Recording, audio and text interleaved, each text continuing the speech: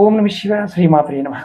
ఈ షార్ట్ వీడియోలో ప్రతిరోజు మేము లక్ష్మీదేవిని ఆరాధించాలనుకుంటామండి. కానీ ఆరాధించలేకపోతున్నాం. మాకు ఖచ్చితంగా డబ్బు కావాలి, కోటానుకోటి డబ్బు కావాలి, సంపద కావాలి. దానికి తేలికైన మార్గాలు ఉన్నాయా? శాస్త్రంలో చాలా ఉన్నాయి. ఈరోజు మీకు నేను ఒక తేలికైన మంత్రాన్ని చెప్తాను. కానీ నియమం ఉంది.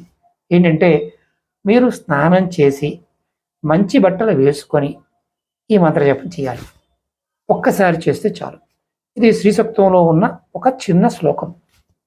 ఇది తంత్రికులు ఒక మాట చెప్తూ ఉంటారు, శుభ్రత కలిగిన వాడికి లక్ష్మీ యోగం కలుగుతుంది. చాలామంది అంటుంటారు, మా ఇల్లు శుభ్రంగానే ఉంటుందండి, మేము శుభ్రంగానే ఉంటాం, మనసు శుభ్రంగా ఉండదు. అదొక సమస్య.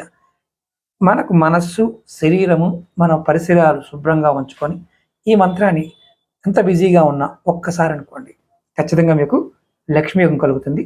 లక్ష్మి అనుగ్రహం చేత మీరు కోరినంత డబ్బుని సంపాదించగలుగుతారు. ఏది కోరుకుంటే లభిస్తుంది. ఎందుకంటే ఈ మంత్రాన్ని కొని శక్తి లాంటిది. నియమం ఏంటంటే నెలసరి ఉన్నవారు చేయకండి, అదొక్కటి నియమం. మిగతా వారందరూ చేసుకోవచ్చు. మంత్రం వచ్చి యస్యం హిరణ్యం వింధ్యేయం కమస్వం పురుషానహం. ఈ మంత్రం యస్యం హిరణ్యం వింధ్యేయం కమస్వం పురుషానహం. ఈ మంత్రాన్ని వీడియో డిస్క్రిప్షన్లో కూడా పెడతాను. ప్రయత్నపూర్వకంగా చేయండి. ఒక్కసారి స్నానం చేసిన తర్వాత ఒక్కసారి చేయండి. లేదు గురువుగారు, మాకు కలిసి రావడం లేదు, మేము పౌరోహిత్యం చేస్తున్నాం, మాకైనా డబ్బులు రావడం లేదు, గుళ్ళో మేము నిష్టగా ఉంటాం, మడితో ఉంటాం. ఇంటి దగ్గర ఎలా ఉంటుందో చెక్ చేసుకోండి. ఇంటి దగ్గర గనక శుద్ధి శుభ్రత లేకపోతే ఎన్ని పూజలు చేసినా ఫలితం రాదు. శుభ్రత పాటించండి.